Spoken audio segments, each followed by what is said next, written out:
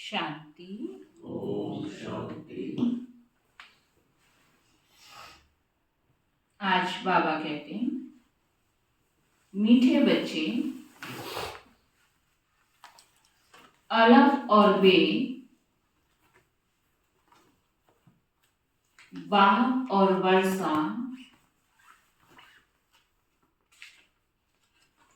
याद रहे तो खुशी का पारा चढ़ा रहेगा।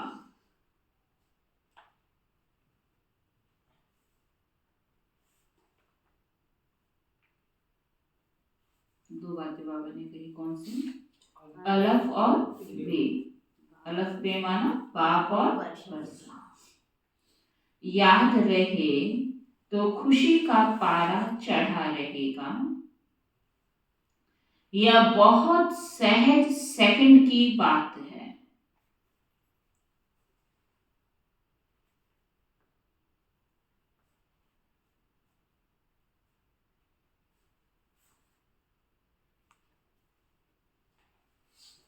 फिर बाबा ने प्रश्न पूछा, बेअंत खुशी किन बच्चों को रहेगी?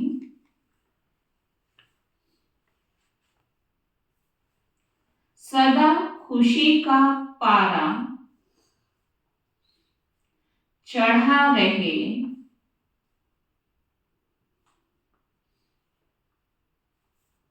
उसका साधन क्या है?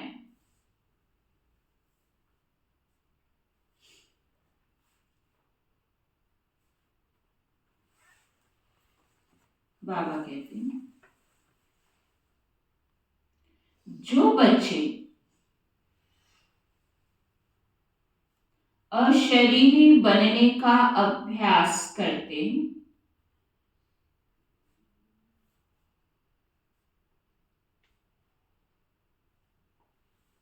बाप जो सुनाते हैं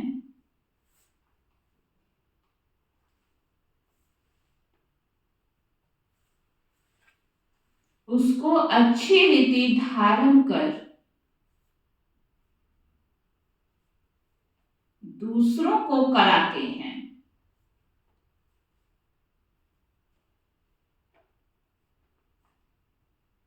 उन्हें ही बेअंत खुशी रह सकती है। केवल धारण करने से खुशी नहीं, करो भी और दूसरों को भी कराओ तो बेअंत खुशी रह सकती है। खुशी का पारा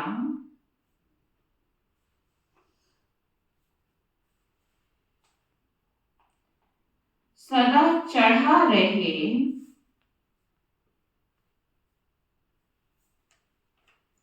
इसके लिए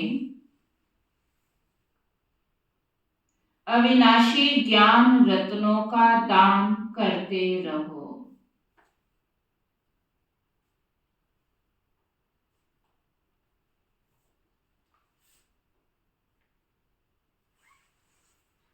बहुतों का कल्याण करो।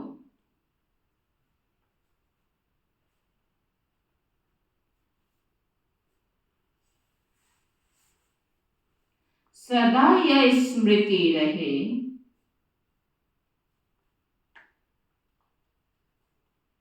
कि हम अभी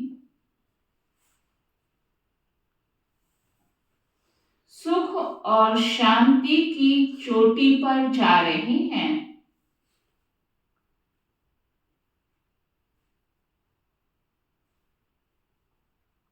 सुख और शांति की चोटी पर जा रहे हैं तो खुशी रहेगी।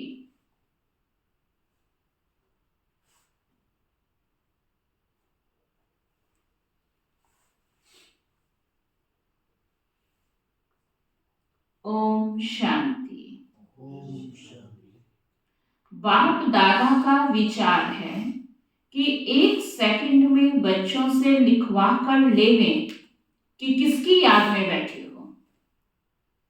ज्यादा सोचने का टाइम बाबा नहीं दे रहा है। एक सेकंड में आज बाबा का दिल है कि बच्चों से लिखवाएं किसकी याद में बैठे हो। यह लिखने में कोई टाइम नहीं लगता है। हर एक सेकंड में लिखकर बाबा को दिखा जाए ना। अपनी अपनी बुद्धि से चेक करो और बाबा को ईमानदारी से बताओ कि किसकी याद में यहाँ बैठे थे। कारोबार याद आ रहा था, बाबा याद आ रहा था, परिवार याद आ रहा था, या जाने के बाद की जिम्मेवारियां याद आ रही थी? क्या याद आया? बाबा को बताओ। सबने लिखकर बाप दादा को दिखाया। फिर बाबा ने भी लिखा। कौन? ब्रह्मा बाबा ने भी लिखा। बाबा ने जो लिखा सो कोई ने नहीं लिखा। बाबा ने लिखा अलफ और बे, बस 2 शब्द में, है ना। क्योंकि बाबा ने कहा लिखने में भी ज्यादा टाइम नहीं जाए, ज्यादा लंबा चौड़ा इतिहास लिखोगे कि मैं तो शिव बाबा की याद में बैठा था, मुझे शिव बाबा याद था, तो टाइम लगा ना लिखने में। और बाबा ने क्या लिख दिया फट से? अलफ और बे। कितना छोटे से टाइम में बाबा ने जवाब दिया। कितना सहज है। अलफ माना बाबा, बे माना बादशाही। बाबा पढ़ाते हैं और तुम राजाई प्राप्त करते हो। माना बाबा की याद में भी बैठे तो बुद्धि क्या करे? ज्ञान का चिंतन करे। बे बादशाही, स्वर्ग याद आए तो बाबा कहते तुम्हारी बुद्धि में क्या चल रहा था? सबकी बुद्धि में अलग अलग चल रहा होगा ना। बाबा पढ़ाते हैं और तुम राजाई प्राप्त करते हो, और जास्ती लिखने की दरकार नहीं। तुमने तो लिखने में 2 मिनट भी लगाया। पहले सोचा होगा, अचानक से बाबा ने पेपर लिया ना, फिर पेन निकाला होगा, कॉपी में एक टाइम लगाया होगा, तो बाबा कहते 2-2 मिनट भी लगाया लिखने में। अलफ बे सेकंड की बात है, सेकंड में जवाब दे सकते हैं। सन्यासी सिर्फ अलफ को याद करेंगे, तुमको बादशाही भी याद है। दुनिया में जो ऋषि मुनि साधु संत महात्माएं हैं, जो भगवान की खोज के लिए घर परिवार सबका संन्यास किया, जंगलों में चले गए, लेकिन उनकी बुद्धि में क्या है? केवल अलफ। अलफ माना भगवान, उसकी खोज कर रहे हैं। अगर कभी एकांत में तपस्या भी करेंगे तो अलफ को याद करने की तपस्या करेंगे। बादशाही का तो ज्ञान ही नहीं है, तो वो थोड़ी तपस्या में कोई स्वर्ग को याद करते हैं। तो बाबा कहते वह तो सिर्फ अलफ को याद करेंगे ना। तुमको बादशाही भी याद है, याद की आदत पड़ जाती है, बुद्धि में बैठता है तो खुशी का पारा चढ़ा रहता है। अलफ का अर्थ कितना बड़ा हाईएस्ट चोटी है, उससे ऊपर और कोई चीज ही नहीं। रहने का स्थान भी ऊंचे ते ऊंचा है। सेकंड में मुक्ति, जीवन मुक्ति का अर्थ भी कोई नहीं जानते, उसका भी जरूर अर्थ होगा। बच्चा पैदा होता है तो लिखते हैं इतने घंटे, इतने मिनट, इतने सेकंड हुए, पूरा प्रॉपर टाइम देता ना, ये डेट थी, इतना मिनट था, सुबह था कि शाम था, सब लिखते हैं ना, इतने मिनट हुए। टिक टिक चलती रहती है, 1 सेकंड क्रॉस हुआ, समय बदल गया। टिक हुई अलफ बे, बस सेकंड भी नहीं लगता। बाबा इतना हमारी बुद्धि में बसा हो, बाबा और वर्षा 1 सेकंड में याद आए। कहने की भी दरकार नहीं, याद तो है ही। तुम बच्चों की इतनी अच्छी अवस्था होनी चाहिए, परंतु वह तब होगा जब याद रहेगी। यहां बैठे हो तो बाप और राजाई याद रहनी चाहिए। बुद्धि देखती है जिसको दिव्य दृष्टि कहा जाता है। ये नहीं केवल स्वर्ग याद रहे, आंख देखे आपकी। कौन सी आंखें? मन की आंखें, जिसको बाबा ने कहा दिव्य दृष्टि। केवल ये नहीं, हाँ बाबा ने कहा स्वर्ग में जाना है, स्वर्ग बोला भी, लेकिन मन की आंखों ने फिर नहीं देखा। यहाँ मुख बोले ना बोले, लेकिन मन की आंख उस स्वर्ग को 1 सेकंड में देख ले कि ऐसी दुनिया बाबा बना रहे हैं, जिसको दिव्य दृष्टि कहा जाता है। आत्मा भी देखती है, बाप को आत्मा ही याद करती होगी। तुम भी बाप को याद करो तो राजाई इकट्ठी याद आ जाएगी। बाप और वर्षा दोनों याद आएगा। बाबा कहते हैं कितनी देरी लगती है, कितनी देरी लगती है, यहाँ भी याद में बैठेंगे तो बहुत गदगद हो जाएंगे। बाबा भी इसी खुशी में बैठे हैं। बाप को यहाँ की कोई बात याद ही नहीं है, इस कलयुग दुनिया में क्या हो रहा है क्या नहीं हो रहा है। बुद्धि नई दुनिया की तरफ चले ना, जहां आपने जाना है, और जाने में भी बहुत अधिक समय नहीं पड़ा है। जैसे किसी का नया मकान बन रहा हो और पुराने में रहता हो तो कभी पुराने को यूज करेगा, लेकिन बुद्धि नहीं जाएगी। हर चीज की प्लानिंग कहाँ के लिए होगी, ऑटोमेटिक होगा। सोचना नहीं पड़ता कि नहीं पहले सोचूं नए में बनाऊं या पुराने में। अभी तो हम रह रहे हैं ना, तो थोड़ा पुराने के बारे में भी सोचे। रहते हुए भी नहीं सोचते हो, बस गुजारा जितना हो जाए हो जाए। कोई नई चीज ले भी ली होगी और यूज करने की बारी आएगी तो भी क्या सोचेंगे, नए में करेंगे। अरे नए में कौन करेगा, वो भी तो तुम ही करोगे ना, लेकिन फिर भी क्या सोचेंगे, नहीं पुराने में नहीं, हर चीज नए में। कोई चीज बनानी पड़ जाए तो भी कहें नहीं, यहाँ तो गुजारा ही हो रहा है ना, बहुत है, सब कुछ नया में। इसको कहते हैं तो बुद्धि से नए में चले जाना। क्या ऐसे ही इस दुनिया में रहते हुए बुद्धि हमारी नई दुनिया की तरफ लटकी हुई है? कहीं कोई बात में पुरानी दुनिया का सुख, सुविधा, वैभव, वस्तु, पदार्थ, संबंध, जो कुछ भी है, क्या उन चीजों का सुख हम पुरानी दुनिया में लेना तो नहीं चाहते? क्योंकि ये सब चीजें सतयुग में भी मिलने वाली है। वस्तु वैभव होंगे कि नहीं होंगे, संबंध होगा या नहीं होंगे, दोस्त होंगे या नहीं होंगे, प्रकृति, घूमने की जगह, खाने की चीजें, वस्तु वैभव सब कुछ होगा, और वो सब कुछ यहाँ भी है। अब आप सोचो, यहाँ से बुद्धि आना सख्त हुई, यहाँ नहीं ये सब चीज मिली तो क्या हो गया, बस कल तो जाना है नई दुनिया में। इतना ब्रह्मा बाबा की आंखों ने देखा, तब सब कुछ बाबा को एक धक से छूट गया। उनको ये रहता था कि बस आज और कल की तो बात है। हमें तो कितना समीप वो दुनिया दिखाई दे, तो इस दुनिया में क्या करेंगे, लेकिन ठीक है जो कुछ हम नई दुनिया में ही भोग लेंगे, नई दुनिया में ही इसका आनंद उठा लेंगे। तो आंखों को, अपनी कर्म इंद्रियों को, सब चीज को, मन को, बुद्धि को, सबको पढ़ाना पड़े कि बस अब नई दुनिया आई की आई। उसको बाबा कहते हैं जिसको दिव्य दृष्टि कहा जाता है। आत्मा भी देखती है, बाप को आत्मा ही याद करती होगी। तुम भी बाप को याद करो तो राजाई इकट्ठी याद आ जाएगी। कितनी देरी लगती है, यहाँ भी याद में बैठेंगे तो बहुत गदगद हो जाएंगे। बाबा भी इसी खुशी में बैठे हैं। बाप को यहाँ की कोई बात याद ही नहीं, बाबा याद करते हैं वहां की बातें। बाबा और राजाई जैसे कि दर पर खड़े हैं, दर माना दरवाजे पे जैसे खड़े हैं, इतना समीप है। बाप कहते हैं तुम बच्चों के लिए राजाई ले आया हूं। तुम सिर्फ याद नहीं करते इसलिए खुशी नहीं ठहरती। तुम उठते बैठते अपने को आत्मा समझो और मुझ बाप और वर्षे को याद करो। कितना ऊंचा स्थान है जहां तुम रहते हो, दुनिया थोड़ी जानती है। चाहे तुम गृहस्थ में भी रहते हो, चाहे आश्रम पे हो, कहीं भी हो, लेकिन दुनिया को नहीं पता कि तुम्हारा स्थान कितना ऊंचा है। मुक्ति जीवन मुक्ति में जाने के लिए कितना माथा मारते रहते हैं दुनिया वाले। चलो जीवन मुक्ति का तो ज्ञान ही नहीं, लेकिन मुक्ति में जाने के लिए क्या कुछ नहीं करते हैं, कितना माथा मारते हैं।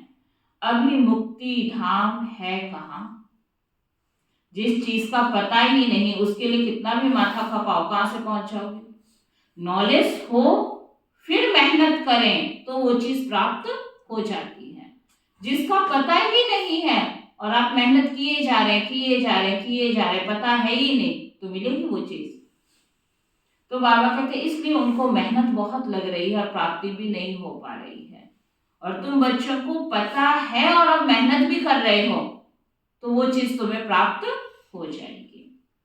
तुम समझते हो आत्मा तो रॉकेट है, वो लोग चांद तक जाते हैं, फिर है पोलार। तुम तो पोलार से भी बहुत ऊंचे जाते हो। चंद्रमा तो इस दुनिया का है, कहा जाता है सूर्य चांद से परे, आवाज से भी परे। इस शरीर को छोड़ देना है। तुम आते हो स्वीट साइलेंस होम से, आने जाने में टाइम नहीं लगता है। अपना घर है, यहां तो कहां भी जाओ तो टाइम लगता है। बाबा कहते हैं आत्मा शरीर छोड़ती है तो सेकंड में कहां का कहां चली जाती है। एक शरीर छोड़ दूसरे में जाकर प्रवेश करती है। तो अपने को आत्मा समझना है। तुम बहुत ऊंच चोटी पर जाते हो। मनुष्य शांति चाहते हैं। शांति की हाईएस्ट चोटी है कौन सी? परम धाम, निराकारी दुनिया। और सुख की हाईएस्ट चोटी है स्वर्ग। देखो क्लियर हुआ ना बुद्धि में ज्ञान। शांति चाहिए तो परम धाम हाईएस्ट चोटी, और स्वर्ग की हाईएस्ट चोटी सुख की स्वर्ग है। ऊंच से ऊंच को टावर कहा जाता है। तुम्हारा घर भी कितना ऊंचा है। दुनिया वाले कभी इन बातों पर ख्याल नहीं करते। उनको यह बातें समझाने वाला कोई है नहीं। बुद्धि तब चले जब कोई समझाए। बाबा कहते वो कभी इन बातों पर ख्याल नहीं करते। उसको कहा जाता है शांति का टावर। मनुष्य तो कहते रहते हैं विश्व में शांति हो, परंतु इसका अर्थ नहीं जानते कि शांति कहाँ है। यह लक्ष्मी नारायण सुख के टावर में है। वहां कोई लोभ लालच नहीं है। देखो आपके पास सब कुछ हो और उसके बाद लोभ हो तो क्या आप उसका सुख उठा पाएंगे? सब कुछ होते हुए थोड़ा लालच भी मन में हो तो क्या उसका सुख उठा पाएंगे? तो जरूरी नहीं है कि आपके पास सब वस्तु, वैभव, धन, संपदा सब कुछ है तो आप बहुत सुखी हैं। कोई भी छोटा सा विकार होगा ना, चाहे वो लोभ का है, लालच का है, आसक्ति का है, तो वो भी आपको संपूर्ण सुख उठाने नहीं देगा। सतयुग में हम सब क्यों सुखी थे? था भी था और साथ में विकार भी नहीं थे। तो बाबा कहते हैं ना वहां लोभ था ना लालच। वहां का खान पान बोलना बड़ा रॉयल होता है और फिर सुख भी हाईएस्ट है। उन्होंने महिमा देखो कितनी है, क्योंकि उन्होंने बहुत मेहनत की है। बाबा को पता है ना कि उन आत्माओं ने कितनी मेहनत की है, बहुत मेहनत की है। यह एक नहीं सारी माला बनी हुई है। केवल 2-4 आत्माओं ने मेहनत नहीं की है। क्या ठीक है मम्मा ने किया, बाबा ने किया, हमारी दादियों ने किया, बस। बाबा कहते ऐसे नहीं कि 5-10 या थोड़े से लोगों ने की है। पूरी बाबा कहते माला बनी हुई है। वास्तव में 9 रत्न गाए हुए हैं। जरूर उन्होंने गुप्त मेहनत की होगी। काउंटिंग में तो 2-4-5 को ही हम जानेंगे, लेकिन केवल वही नहीं है, गुप्त मेहनत बहुतों ने की है। वाग और वर्षी की याद रहे तभी विक्रम विनाश होंगे, परंतु माया याद करने नहीं देती। कभी काम कभी क्रोध बहुत तूफानों में लाती है। अपनी नवस देखनी है। नारद को भी कहा शक्ल देखो, तो वह अवस्था अभी है नहीं, बनानी है। बाबा एम ऑब्जेक्ट जरूर बताएंगे। अंदर में पुरुषार्थ करते रहो, आगे चलकर वह अवस्था तुम्हारी होगी। अशरीरी रहने की प्रैक्टिस करनी है। अब जाना है वापस। बाबा ने कहा है मुझे याद करो। याद नहीं करेंगे तो सजाएं भी बहुत खानी पड़ेगी और फिर पद भी कम। यह है बहुत सूक्ष्म बातें। वो लोग साइंस में कितना डीप जाते हैं, क्या क्या बनाते रहते हैं। बाबा कहते वह भी संस्कार तो चाहिए ना। ये जो भी सुख के साधन बना रहे हैं, लेकिन कर्म में सुख नहीं है तो साधन सुख कैसे पहुंचा सकते हैं। आज साइंस ने कितनी तरक्की कर दी है, कितने सुख के साधन बना दिए, लेकिन मनुष्यों का हाल देखो, सुख का है या दुख का। सब साधन अपना रहे हैं, लेकिन फिर भी हम सुखी नहीं हैं। क्यों? क्योंकि हमारे कर्मों में सुख नहीं है, इतने पाप कर्म हैं। लेकिन बाबा कहते ये साइंस के साधन जो तैयार हो रहे हैं, आत्मा वो संस्कार लेकर जाएगी। जब सतयुग में हम रिफाइन हो जाएंगे तो क्या होगा? यही हमारे लिए सुख के साधन बन जाएंगे। तो बाबा कहते हैं कि वह भी संस्कार तो चाहिए ना, जो फिर वहां भी जाकर यह चीजें बनाएंगे। देखो वहां भी तो पुष्पक विमान होंगे, तो बुद्धि चलेगी तो ही तैयार होंगे ना, अपना थोड़ी बन जाएगा और उड़ने लग जाएगा। लेकिन यहाँ पे देखो आजकल बिना पायलट के विमान चला रहे हैं, है ना। ऐसे बाबा कहते सतयुग में संकल्प शक्ति से चलेंगे तो कितनी डिफाइन हो जाएगी साइंस की। बाबा कहते हैं साइंस में भी कितना डीप जाते हैं, क्या क्या चीजें बनाते हैं। तो बाबा कहते हैं वह संस्कार चाहिए जो वहां भी जाकर यह चीजें बनाएंगे। सिर्फ यह दुनिया बदली होनी है, वहां के संस्कार अनुसार ही जाकर जन्म लेंगे। जैसे लड़ाई वालों की बुद्धि में लड़ाई के संस्कार रहते हैं, तो वह संस्कार ले जाते हैं। वो लड़ने के बिगड़ रह नहीं सकते हैं। अब कोई युद्ध के मैदान में रहे, जिसने सारी उम्र लड़ाई की हो, तो मरते समय क्या लेके जाएगा? है ना, क्योंकि सारी उम्र तो लड़ाई की है। तो वो संस्कार ऑफिसर के पास क्यों लगी रहती है? क्योंकि अगले जन्म में भी लड़ते मरते रहेंगे तो क्या होगा, है ना। तो बाबा कहते हैं आज देखो दुनिया में कितनी लड़ाई झगड़े के किस्से चल रहे हैं। तो बाबा कहते हैं वहां भी क्यों लगी रहती है? भर्ती करते समय जांच करते हैं, कोई बीमारी तो नहीं है। जैसे आर्मी है, एयरफोर्स है, जब उसमें भर्ती करते हैं ना तो पहले पूरा बॉडी चेकअप होता है। और भी चीजों में होता है कि इसके अंदर पहले से कोई बीमारी तो नहीं है।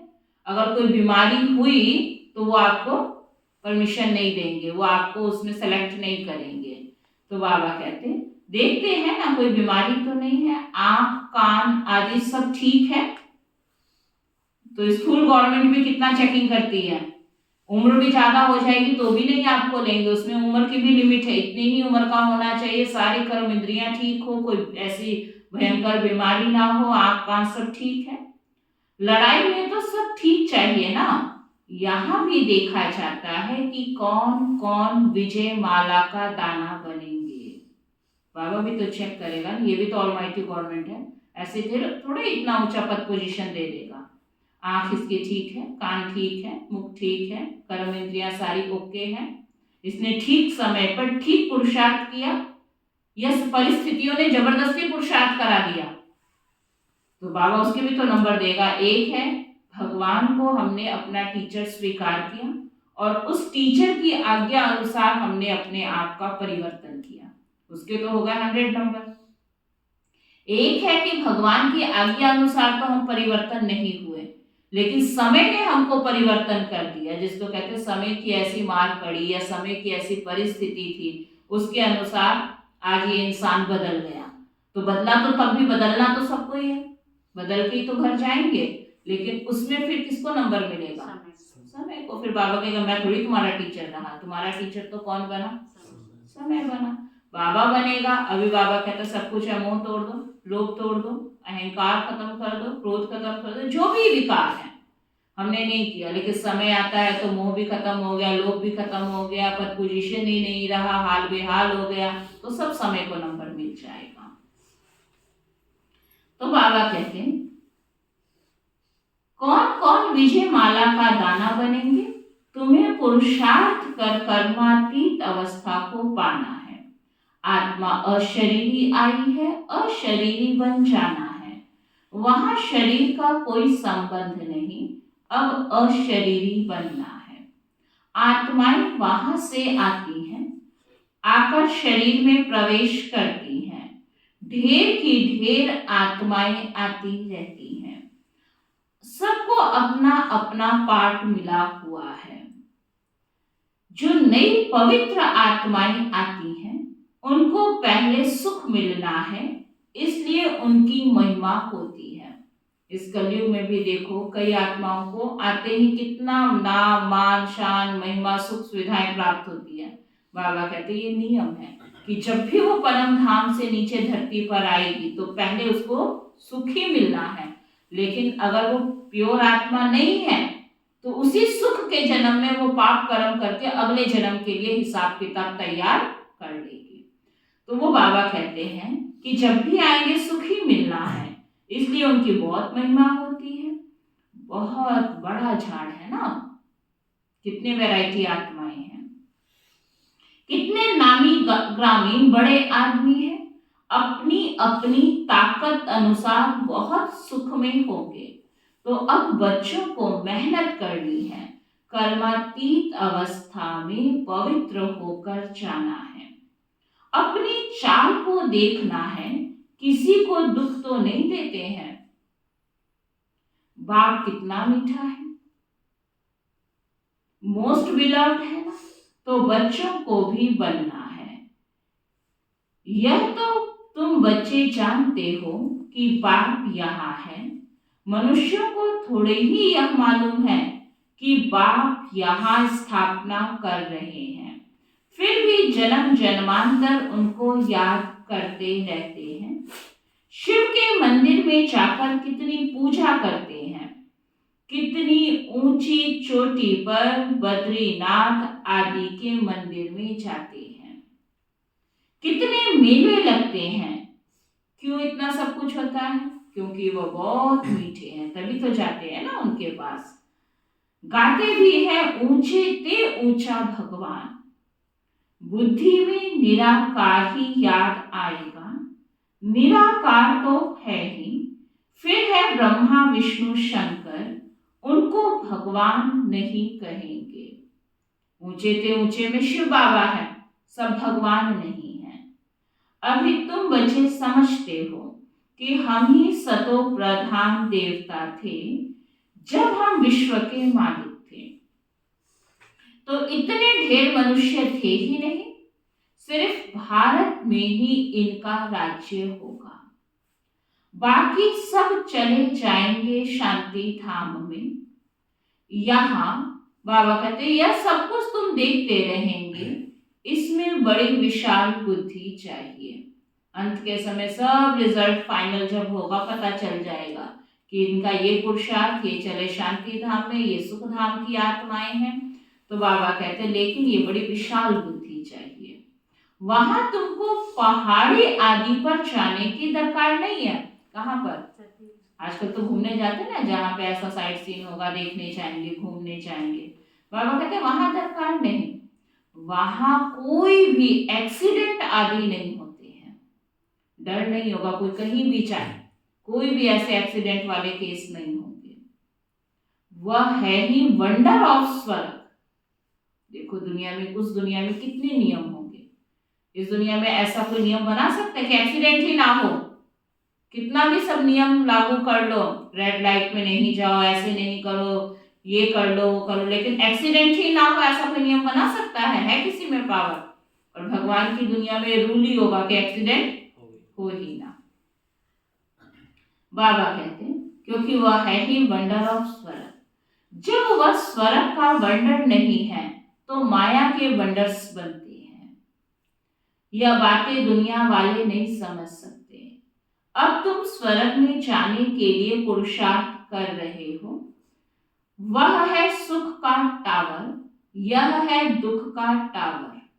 लड़ाई में कितने मनुष्य रोज मरते हैं, फिर जन्मते भी होंगे। गाया जाता है ईश्वर का अंत नहीं पाया जाता। अब ईश्वर तो है बिंदी, उनका अंत क्या पाएंगे? ठीक ही तो लोगों ने कहा ईश्वर का अंत नहीं पा सकते, क्या अंत पाएंगे? बिंदी का क्या अंत है? ईश्वर को जानते ही नहीं तो अंत क्या पाएंगे? वो तो है ही बिंदी। तो बाबा कहते क्या अंत पाएंगे? बाप कहते हैं इस रचना के आदि मध्य अंत को कोई नहीं जानते। साधु संत कोई रचता और रचना का अंत नहीं पा सकते हैं।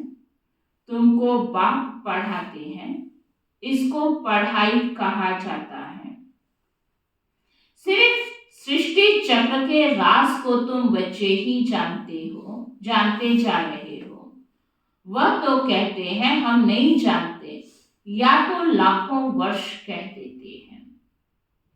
अब बाप ने समझाया है, यह जो कुछ तुम यहां देखते हो ये वहां नहीं रहेगा। स्वर्ग है टावर ऑफ सुख, यहां है दुख ही दुख। अचानक मौत ऐसा आएगा जो सब कुछ खत्म हो जाएगा। मौत देखना मासी का घर नहीं है ना। आज देखो कोई गली मोहल्ले में ऐसे दर्दनाक मौत हो जाए तो भी सारा दिन बुद्धि चलती रहती, ये हो गया बस। तो बाबा कहते मौत देखना इतना आसान नहीं है, मासी का घर नहीं है। इसको कहा जाता है दुख की चोटी, अथाह दुख होगा। वह है सुख की चोटी, बस तीसरा कोई अक्षर ही नहीं है। एक दुख है एक सुख है, तीसरा तो कोई अक्षर ही नहीं है। तुम्हारे में भी बहुत हैं जो सुनते हैं परंतु धारणा नहीं होती है। धारणा तब हो जब बुद्धि गोल्डन एज हो। धारणा नहीं होती तो खुशी भी नहीं रहती। एकदम हाईएस्ट पढ़ाई वाले भी हैं तो लोएस्ट वाले भी हैं। पढ़ाई में फर्क तो है ना। बाबा कहते हैं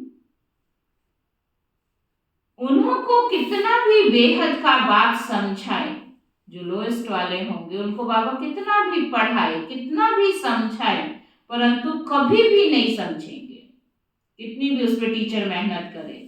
एक है हाईएस्ट बुद्धि, एक है लोएस्ट। बाबा कितना पढ़ाए कितना समझाए लेकिन बुद्धि में समझेंगे ही नहीं। याद बिगर तुम पवित्र कभी नहीं बन सकेंगे। बाप ही चुंबक है, वह एकदम हाईएस्ट पावर वाला है, उन पर कभी कट चढ़ नहीं सकती। बाकी सब पर कट चढ़ी हुई है, उनको उतार फिर सतो प्रधान बनना है। बाप कहते हैं मामेकम याद करो और कोई में ममत्व ना रहे। साहूकारों को तो सारा दिन धन दौलत ही सामने आता रहेगा। जिस चीज में जिसकी बुद्धि होगी वो वही याद रखेगा। गरीबों को तो कुछ है ही नहीं परंतु गरीब भी कुछ समझदार हो जो धारण कर सके। याद बिगर किचड़ा कैसे निकलेगा, हम पवित्र कैसे बनेंगे। तुम यहां आए हो ऊंच चोटी पर जाने, जानते हो बाप की शिक्षा पर चलने से हम ऊंच सुख की चोटी पर जाएंगे। इसमें मेहनत है। बाप आते हैं टावर पर ले जाने तो श्रीमत पर चलना पड़े। पहले नंबर में इन लक्ष्मी नारायण का ही गायन है। वह एकदम टावर में होंगे, सबसे ऊंचे हैं, तभी तो आज तक भी उनका गायन चल रहा है। 5000 वर्ष बीत गए लेकिन गायन ऐसा होता है जैसे कल की तो बात है, कल ही जैसे वो हमारे सामने थे। ऐसे उनकी भक्ति, इतना पूजा, इतनी उनके लिए सब कुछ करते हैं। तो बाबा कहते कितनी ऊंची होगी वो आत्मा जिनके लिए आज तक भी गायन पूजन है। एकदम टावर में होगी। फिर कुछ ना कुछ कम नई दुनिया को ही टावर ऑफ सुख कहा जाता है। वहां कोई मैली चीज नहीं होती, ऐसी मिट्टी नहीं, ऐसी हवाएं वहां लगती नहीं जो मकान को एकदम खराब कर दे। जैसे यहाँ आंधी चलती है तो क्या होता है, सारा घर मैला हो जाता है ना, मिट्टी मिट्टी भर जाती है। बाबा कहते हैं वहां ऐसी हवाएं नहीं होगी और ऐसी मिट्टी भी नहीं होगी जो कहीं लगे और वो आपके घर को खराब कर दे या दाग आदि लग जाए। देखो कितनी प्रकृति लौ में होगी। अब ऐसी दुनिया में जहां प्रकृति लौ में हो तो प्रकृति पतियों को कितना लौ में चलना होगा, तो हम सबको कितना लौ वाला बाबा बनाएगा। तो बाबा कहते हैं जो मकान को खराब कर दे, स्वर्ग की बहुत महिमा है, उसके लिए पुरुषार्थ करना है। लक्ष्मी नारायण कितने ऊंचे हैं, उनको देखने से ही दिल खुश हो जाती है। आगे चलकर बहुतों को साक्षात्कार होते रहेंगे। शुरू में कितने साक्षात्कार होते थे, कितना बाबा ने जलवा दिखाया, ताज आदि पहनकर आते थे। वह चीजें तो यहाँ मिल ना सके। बाबा तो जौहरी है, जब साक्षात्कार हुए थे इतने सुंदर सुंदर उनके हीरे मोतियों के जो भी ज्वेलरी थे, ताज थे, जो बाबा को साक्षात्कार में दिखाए। बाबा कहते वो चीजें यहाँ तो मिल ही नहीं सकती हैं, इतनी सुंदर चीजें। बाबा का चाहे इतना बड़ा बिजनेस था, लेकिन इतनी सुंदर जो स्वर्ग की चीजें हैं वो यहाँ कहाँ देखने को मिलेंगी। तो बाबा कहते वह तो मिल ही ना सके, बाबा तो जौहरी है। आगे जो 50,000 में मणि लेते थे, वह अब 50 लाख में भी ना मिले। तुम स्वर्ग के लिए पुरुषार्थ कर रहे हो, वहां अथाह सुख है। बाप इतना पढ़ाते हैं, परंतु बच्चों में रात दिन का फर्क पड़ जाता है। कहाँ राजा रानी, कहाँ दास दासियां। जो अच्छी रीति पढ़ते और पढ़ाते हैं, वह छिपे नहीं रह सकते। झट कहेंगे बाबा हम फलानी जगह जाकर सर्विस करते हैं। सर्विस तो ढेर पड़ी है, तुम्हें इस जंगल को मंगल अर्थात मंदिर बनाना है। कितना काम है, बाबा कहते हैं सर्विस कोई कम नहीं है।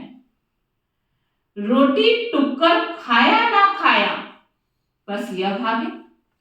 खाने पीने के कारण हम सेवा ना करें। बाबा कहते ऐसे नहीं, मिल गया तो खा लो, नहीं मिला तो कोई बात नहीं, बस सर्विस सर्विस सर्विस बुद्धि हो, खाया ना खाया बस सेवा पे भागे। धंधे वाले ऐसे ही करते हैं ना, जो धंधे के लोग होते हैं, जिसने नौकरी पे जाना है, कई बार खाना नहीं तैयार है तो खाने के कारण अपना घाटा थोड़ी करेगा, वो क्या करेगा, एक दिन नहीं खाया तो क्या हुआ, कमाई जरूरी है इसलिए वो भाग जाएगा। धंधे वाले लोग भी ऐसे करते हैं। कोई अच्छा ग्राहक आ जाता है तो फिर खाना में बीच में छोड़ देते है ना, हैं। फिर उस समय कितनी तेज भूख लग रही हो, खाना सामने आया और पता चला बहुत अच्छा ग्राहक आया है, तो आप देखो दिल से पूछो अपने, भूख लगी है, भूख भी अपने आप ही खत्म हो जाती है। तो बाबा कहते हैं बस फिर खाया ना खाया और बस भागे। धन कमाने का शौक रहता है, यह तो बेहद के बाप से अथाह धन मिलता है। बस ये कि वो स्थूल धन तुरंत इंस्टेंट दिखाई देता है, ये धन दिखता नहीं है, इसलिए कि हमारी कितनी कमाई भविष्य के लिए हो रही है, पूरे 5000 वर्ष की कमाई, ये दिखता नहीं है। तो बाबा कहते बस यह भाग्य, यह तो बेहद के बाप से अथाह धन मिलता है। भल थोड़ा टाइम पड़ा है, परंतु कल शरीर छूट जाए तो कोई भरोसा नहीं है। कई कहते हैं सर्विस ही तो करनी है, अभी तो समय बहुत है, कोई बात नहीं कल को कर लेंगे, सेवा कहाँ भागी जा रही है। बाबा कहते सेवा तो कहीं नहीं जाएगी, समय भी पड़ा हो चाहे, लेकिन तुम्हारा शरीर कल छूट गया तो बाबा कहते कोई भरोसा नहीं है ना, विनाश तो होना ही है। तुम्हारे लिए तो मिरवा मौत मलू का शिकार, तुम्हारी बाबा कहते ऐसे जब शिकारी करने जाता है तो पता नहीं होता कि उसकी मौत कब सामने खड़ी है, लेकिन जैसे वो किसी का शिकार बन गया तो उसके लिए तो उसी समय सब कुछ खत्म हो गया ना। तो वो बाबा कह रहे हैं कि जैसे जब तक बचा हुआ है वो प्राणी बचा हुआ है, उसकी लाइफ बहुत है, लेकिन जैसे ही उस पर अटैक हुआ, वो किसी का शिकार बना तो बस खत्म। ऐसे ही बाबा कहते हैं जिंदगी चाहे तुम्हारी कितनी भी हो, लेकिन जब मौत आया तो उसी समय सब कुछ खत्म। चाहे धन है, संपदा है, चीज है, वस्तु है, जो कुछ भी है, लेकिन तुम अब उसके मालिक नहीं रहे, खत्म। तुम्हारी खुशी का पारावार नहीं, तुमको बेअंत खुशी होनी चाहिए, तुमको बहुतों का कल्याण करना है। पिछाड़ी को कर्मातीत अवस्था होनी है, तुम याद करते करते अशरीरी बन जाएंगे, तब अनायास ही उड़ेंगे। यह बड़ी मेहनत है। कोई तो बहुत सर्विस करते हैं, सारा दिन म्यूजियम समझाने पर खड़े हैं, तुमको फुर्सत नहीं मिलेगी। आज भी कई ऐसे धार्मिक स्थान होते हैं या ऐसे स्थान हैं जहाँ पर बहुत टूरिस्ट होते हैं, समझाते जाओ, इतनी पब्लिक होती है कभी खाली ही नहीं होता है। तो बाबा कहते फुर्सत ही नहीं मिलेगी। सबसे जास्ती तुम्हारे दुकान निकलेंगे। कौन से दुकान? इन अविनाशी ज्ञान रत्नों के। अच्छा, मीठे मीठे सिटी लगे बच्चों प्रति माता पिता बाप दादा का याद प्यार और गुड मॉर्निंग। रूहानी बाप की रूहानी बच्चों को नमस्ते। हम सब रूहानी बच्चों की रूहानी बाप दादा को दिल व जान सिकवा प्रेम से नमस्ते नमस्ते नमस्ते। धारणा के लिए सार है। ज्ञान की धारणा करने के लिए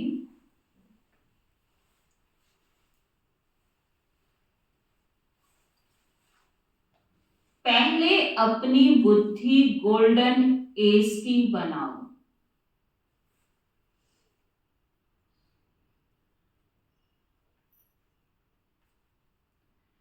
बाप की याद के सिवाय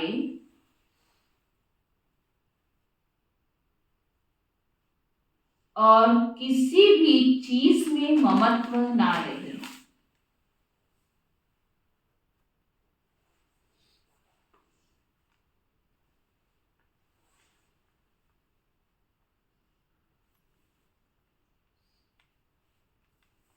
कर्मातीत अवस्था को प्राप्त कर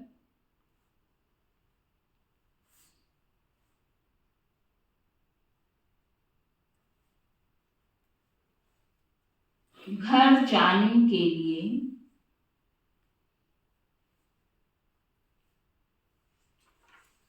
अशरीरी बनने का अभ्यास करो।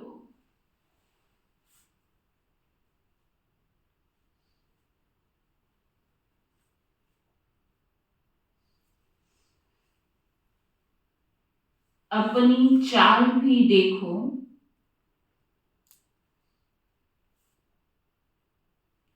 कि किसको दुख तो नहीं देते हैं।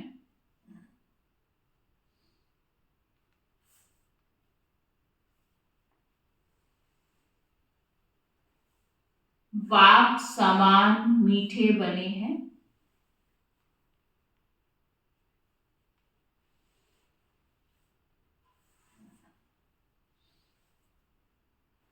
वरदान है सहन शक्ति की धारणा द्वारा सत्यता को अपनाने वाले सदा के विजयी भव।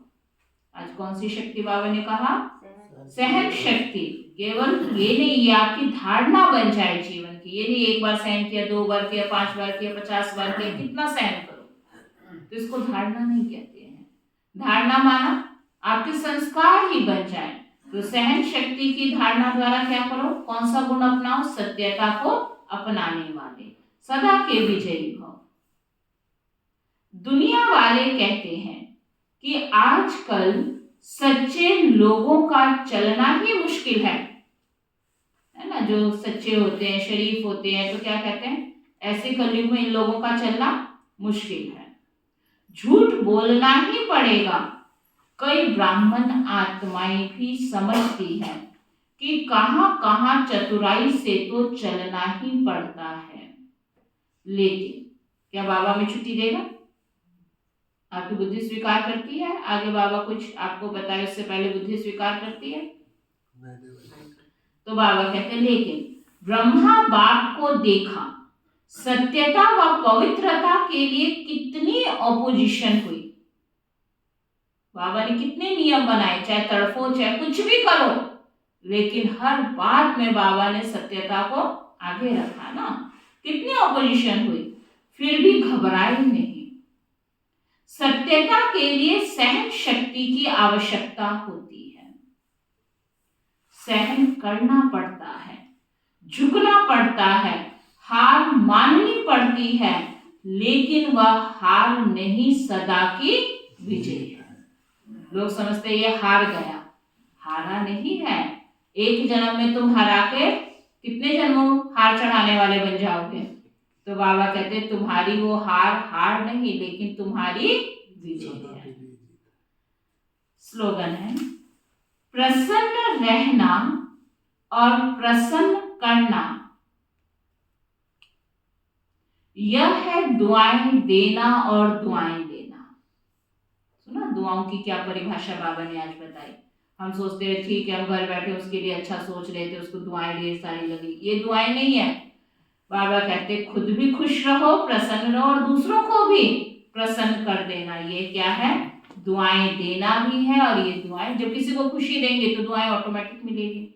तो बाबा कहते हैं वह यह है दुआएं देना और दुआएं लेना। अच्छा, आज का अव्यक्त इशारा है, मेरा तो एक बाबा और मेरा सब कुछ इस एक मेरे में समा जाए। दुनिया में मेरे बहुत सारे मेरे हैं, लेकिन बाबा के बनने के बाद एक मेरे बाबा में सब कुछ मेरा समा जाए। जहां चाहो, जैसे चाहो, जितना समय चाहो, उतना समय मन एकाग्र हो जाए। क्योंकि मेरी चीज तो मेरे पास है ना, तो मन क्यों भटक रहा है? जहां बहुत सारे मेरे होंगे और कोई चीज मेरे पास है, कोई नहीं है, तो मन एकाग्र नहीं होगा। लेकिन एक मेरा बाबा, वो 24 घंटे मेरे साथ है, तो मन एकाग्र हो जाए। इसको कहा जाता है मन वश में है। इस एकाग्रता अर्थात एक रस स्वीट साइलेंस की स्थिति द्वारा सहज ही डबल लाइट फरिश्ता स्वरूप की अनुभूति होती है। सहज डबल लाइट फरिश्ता स्वरूप की अनुभूति होती है। अच्छा, ओम शांति।